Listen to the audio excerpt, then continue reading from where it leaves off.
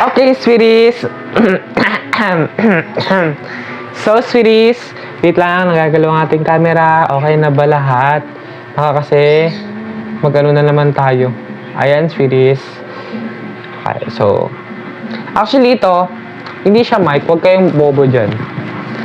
Sinabit ko lang siya kasi nandito yung mic. So, yarn. So, sweeties, ayan. Pangit. Okay, so bumunot tayo, tapos i-explain natin kung anong ang ingay naman ng punyetang tricycle na yan. So, bubuksan natin to, ipapakita ko sa inyo. Bubunot tayo dito ng mga pictures at i-explain ko kung ano yun. Kung ano yung meaning ng picture na yun, at kung saan pinicture, etc. By the way, credits dahil kay Lando to, sa aking lolo. Sa aking lolo. Ayan, game. Punyetang ilaw yan, iirita na naman ng baklang to. Ayan. So, let's go. Labo. Sige nga. Sige na lang. Ayan, go. Okay. First picture. Ay! Eto. Hindi ko lang kung pwede ito ipakita dito, pero sige. Papakita natin para sa inyo. So, ayan. Etong picture na to, ang pagkakaalam ko dito, ito yung mayroong kasal sa amin, sa family namin, family side namin. Ayun o, meron pa siyang pirma. Ayun o, may pirma pa siya. Ito yung picture na to, ito yung, nandun ako sa gilid. Dahil, kahit 10 years old pa lang ako, alam ko na nasa gilid ako kasi sinabi ni mama sa akin na nandun daw ako sa gilid. Kasi kasali kami dyan, and ito yung tito ko. And this guy, charot. In this girl, ko alam kung sino to. Pero parang namumukhaan ko siya. Tingnan nyo. Look. Basta di ko siya namumukhaan. Anyway, hayaan na natin yan. Basta, ito, i-explain ko naman na. Ito yung may kasal sa angka namin. Tapos, hindi siya girlfriend ni Tito. Kasi Tito ko to, kapatid to ni Papa. Hindi siya, hindi to jowa. Kasi nakita ko lahat ng mga girlfriend niya. Imposible na ito yun. Kasi nung chinat ko si uncle na mag-vlog ako ng ganito, sabi niya hindi daw siya. Next, tago na natin. Next naman is ito.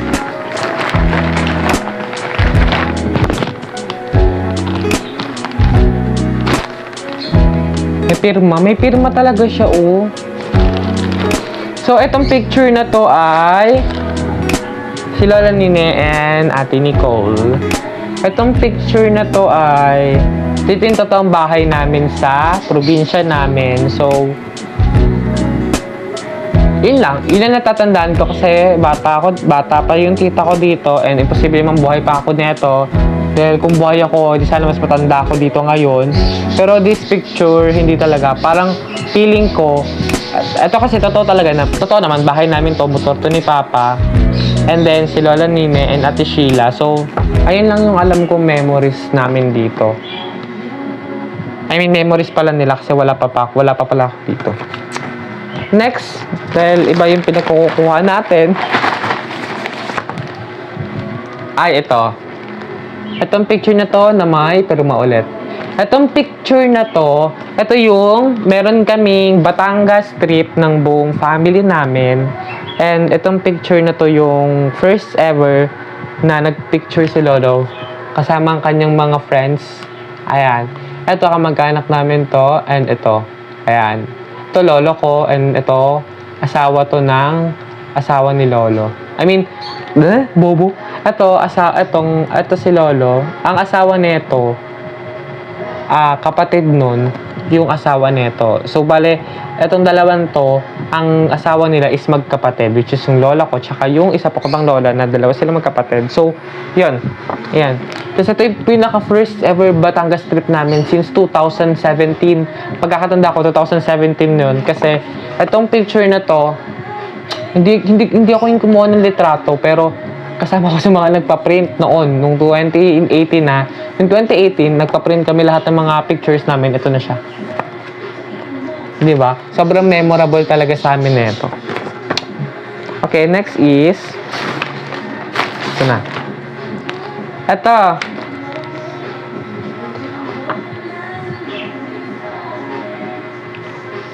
Ang tanda na pala ni Uncle. Sa bagay. Ito si Ate Nicole. Ito si Ate Sheila. Ito si Ate Sheila noon. Tapos ito din si Ate Sheila noon. So, bale, dalawang Sheila nakikita nyo. Ito and ito. Ayan, bata siya na ito nasa probinsya. Ito na siya ngayon na ito na siya noon na nasa Taytay na. So, bale, probinsya and ano yung atake niya dito. Ay, bobo, mali pala. Si Ate Nicole pala to. Bale, ayan, si Ate Nicole and then ayan, parehas lang yan sila. May pagtaka ko ba't iba yung mukha? Ayan. So, itong picture na to, ang pagkakaalam ko dito, ito yung inuwi na ako galing probinsya dahil ako po ay pinanganak sa probinsya at tumira lang ng 1 taon doon. So, ayun, sobrang happy kasi, alam mo yun, parang sa picture na to, at si Uncle yung nag-uwi sa akin ng Manila dahil nga probinsya yung atake ko. So, diba? Kaya andito ako ngayon sa Manila sama aking family. Pero nauna talaga ako kasi sama family ko. Okay, next is ito na. So, ito naman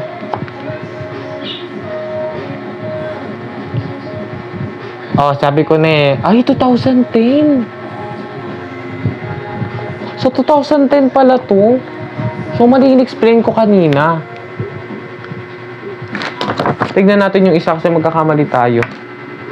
Ay, oo nga, 2010 nga to. Gago, di 9, 2007, 8, 9, 10. 3 years old pa lang pala ako nung nasa likod pala ako nito. Mama kasi. Anyway, yun na. 10 years ago. 2010 to nangyari. Itong picture na tong kaganapan nila dito. Basta kasal to. Hindi ko naman kalala kung sinong kinasal ka. Mag-anak ko lang namin. Anyway, wala sila. Tanan! Ito naman, ang aking lola. Ang aking lola na asawa ni Lolo.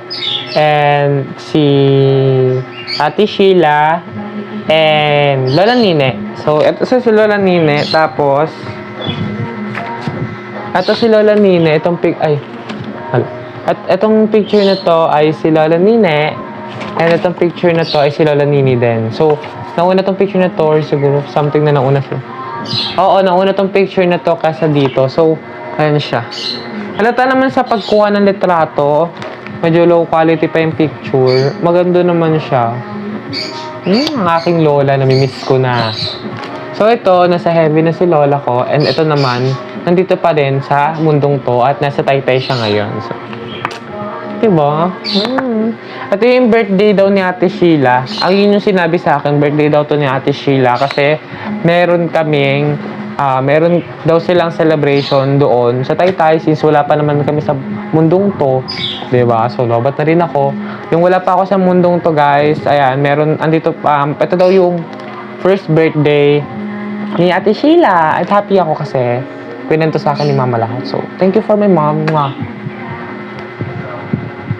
Kwinento ni Mama to kasi kwinento sa kanya ni Lola nung buhay pa si Lola. I-explain ko na sa inyo kasi baka magtaka kayo, di ba? Hindi kasi ako pwede magtanong kay Papa dahil nakakalimutan niya lahat ng mga istoryahan din sa buhay niya. So, next naman is ang next naman is pabalik lang. Balik-balik lang yung atake. Ayan, hindi ko naman kilala yun. Ayan, so ito yung sa ICCT to. Actually, itong ICCT na pinasukan ni Uncle nung 2000, etc. Ito ay buhay pa ngayong school, which is dapat doon ako papasok ngayon for grade 11 and grade 12. But, hindi ako nakapasok doon dahil hindi ko naman alam yung school na yon at late na sinabi sa akin yung since grade 12 na ako. Look at.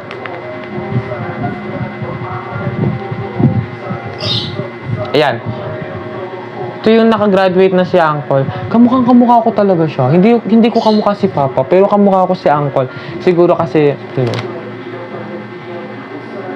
ayan siya. So, ito yung graduate na siya as grade 11. So, next is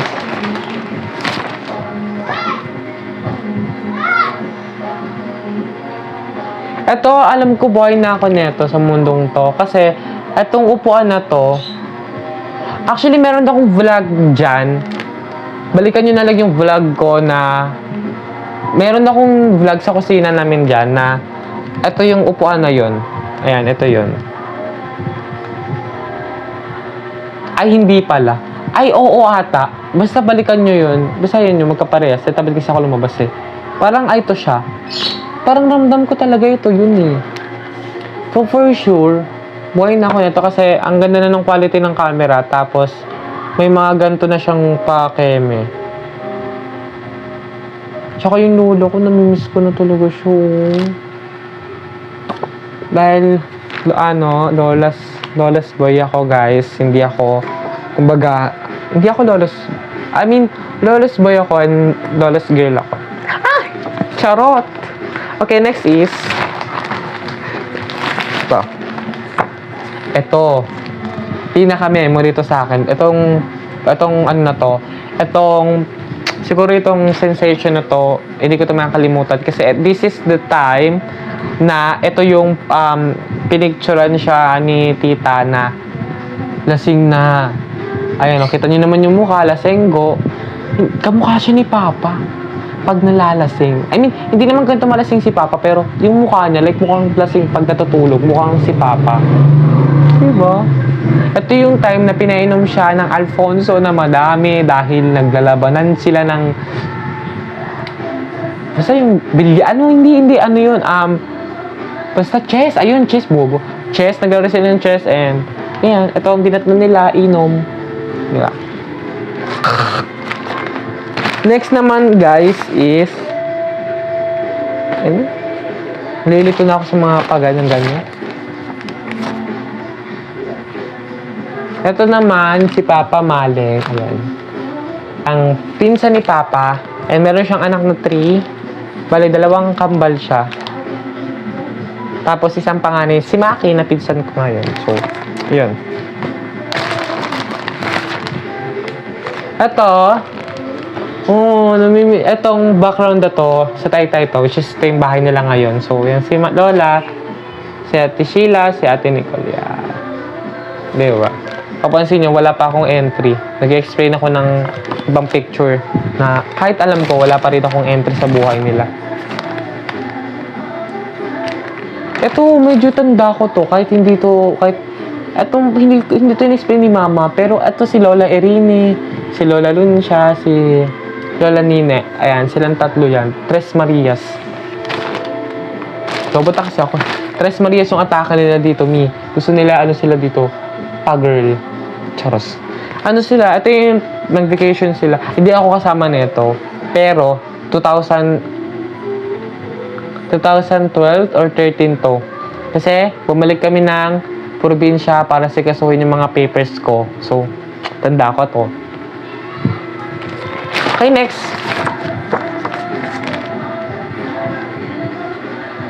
At nung nag-swimming kami, this 2020, I think, 2020 tuloy, 2015.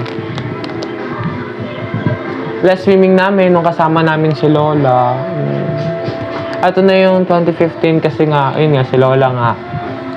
Namatay siya noong 2016. Alam ko yun eh. December 21 siya namatay. Ay! December ba or September? Alam ko birthday niya September eh. Anyway, yung basta yun. Pag may isip ko yun si Lola, dahil ako ang paborito niyang apo. Ayan siya. Basta yun. Buksan ko na to kasi gusto ko nang makita yung entry ko. Dahil wala na akong entry dito. Wala akong makitang entry ko, Mi. Ano, gagi? Oo nga. Hindi po talaga ako pamilya. Hindi po ako pamilya nila. Nagkukunwari lang po akong pamilya. Charing. Kemi lang yun, guys. Hanapin ko yung akin. Kasi hindi ako papayag na hindi ko mahanap ang aking litrato. Litrato yung salitang noon. Litrato. Ayun! So, this picture, itong Itong lalaki na to na ngayon ay hindi na maintindihan ng gender. Charot. So, itong picture na to ay birthday. This 2015 lang to nangyari. Noong 2015 lang. Ito ako. Ito si mother. And ito si Isabel. Ay, salik sa ata. And ito si lola. Kita mo naman kung kano kasi ang lola ko. Kukuha lang ako ng pagkain, nakangiti na at tinitignan ako. Ganun ako kalab ng lola. Panis, may lechon pa. Actually, di sa lahat ng handaan sa Taytay, hindi talaga mawawala ang lechon. Di ko alam kung bakit, pero minsan nakakasama din kumain ng lechon noon. Di ko lang nararamdaman, pero siguro sawan-sawa din ako sa ganun. Eto, puta naka-polaroid pa. Wait lang. So, itong picture na to, ito yung kapatid ni Lola, si Tatay Siloy, na dyan nakatira sa may unahan. Basta doon siya nakatira. So, ito naman ay si Lolot, Siglot. Ang aking tito. Tito ko to. Ganito kaliit, tito. Pero, mas matanda ako sa kanya, pero tito ko siya. Ngayon ay grade 7 na siya. Grade 8 na siya. Ngayon. Tapos, ito siya noon. Ito naka-polaroid pa si Uncle. Pipicturan ko to. Ayan. Isesend ko to sa kanya. Tawan-tawa talaga. Hindi ko kaya wala na ako ibang picture, guys. Grabe. Namimiss ko si Lula. Hindi ko alam kung bakit. Hindi ko alam kung anong maramdaman ko. Ang aking one and only, my love in my life, ang aking Lola. So, ito si Lola, guys. Ayan. So, explain ko sa inyo na she passed away before, like 2016 siya. Kasi malaki yung tiyan ni Lola dito. So, yun. Pagkakalam ko, meron siya ditong sakit sa tiyan. Kasi guys, meron siyang tubig sa tiyan. Dati, alam ko na kapag tinutulukan siya sa tiyan, nababawasan yung tubig. Pero hirap na hirap siyang mabawasan. Kasi masakit nga kasi pag nababawasan ng tubig, di ba? Like pag tayo nga, pag umiihi, di ba? Sumasakit yung puso natin. Yung iba, kapag umiihi yung iba, masakit din yung puso minsan, kahit mapalalaki man yan o mapababae. Ako kasing kasama ni Lola before na pumunta ng hospital, and kahit dito sa bahay, ako pa din yung kasama. Kaya, di ba, laking lola ako. Hindi ako laking mama at papa. Laking lola at lolo talaga ako. Si lola at saka si lolo ang aking papa at mama noon na tinuturing noon. So, pero alam niyo ba, napapaisip ako minsan na kung buhay si lola ngayon. Siguro, malaki na bahay namin. Siguro, meron na kaming second floor. Meron na kaming, alam mo yun, meron na kaming, and for sure, hindi ako dito sa Antipolo. Siyempre, sa Taytay ako for sure mag-aaral.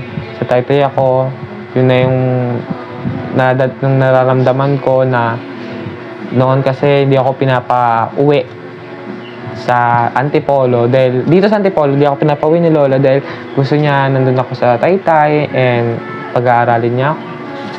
Sad lang, pero okay lang kasi nakaka-move on naman na ako since 2016 pa naman nangyari yon. Madaming challenging pagdating sa buhay ko pag naaalala ko si Lola, pero alam ko may iba akong mga classmate na manonood nito at yung ibang mga classmate ko, kinikwento ko na sa kanila kung anong history ng Lola ko. So, sabi ko to si Lola. Yan ko nga lang yan. May gagawin ako. Gusto ko siyang ilagay sa Ito si Papa Pedro ay kapatid ni Lolo, ay ni Lola.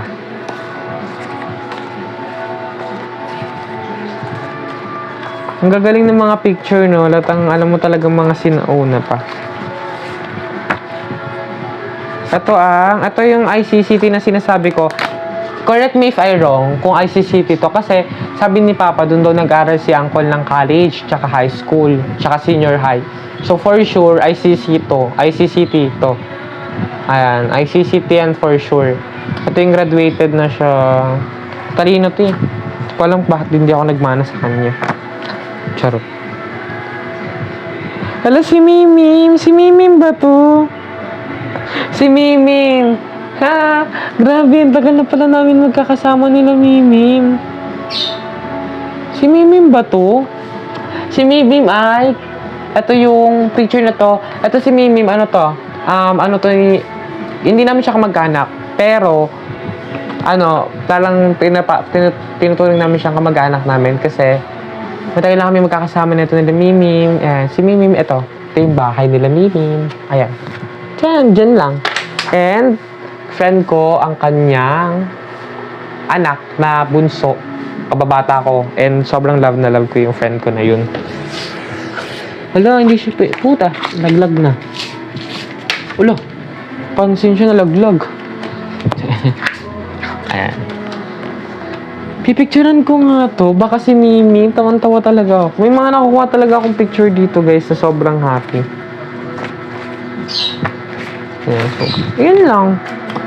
Ayun lang, ito lang. Ganito lang yung mga picture ni Lola. Ay, yung mga picture na mga kamag-anak ko.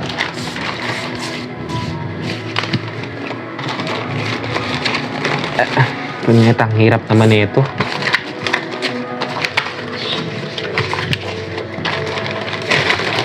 So, yun guys. Ito na. So, tang inang buhok yun ng puta. Parang kala mo sabog na sabog eh. So, yun guys. Hope you like this video. Sana magustuhan nyo natin ating video. And don't forget to subscribe to my channel. And sa mga klasiko naman nanonood, thank you so much for supporting your pretty friend. So, see you guys sa another vlog. Biglang sinipag sa vlog eh, no? So guys, see you guys soon sa ating bagong vlog. If ever may vlog man or wala, support lang each other. Bye-bye guys. Ay guys, gagawa pala ako ng TikTok account ko. Wala kasi akong TikTok account. Hindi ako nagti-TikTok. Nagulat ako ngayon ka lang nalaman. Wala akong TikTok. Actually, may TikTok ako pero hindi siya permanent sa akin. Kumbaga, kemi-kemi pangalan ko lang siya. So, hope you like this video. Saan magustuhan nyo guys. Bye-bye. Hindi ko alam kung may outro ako pero bye-bye.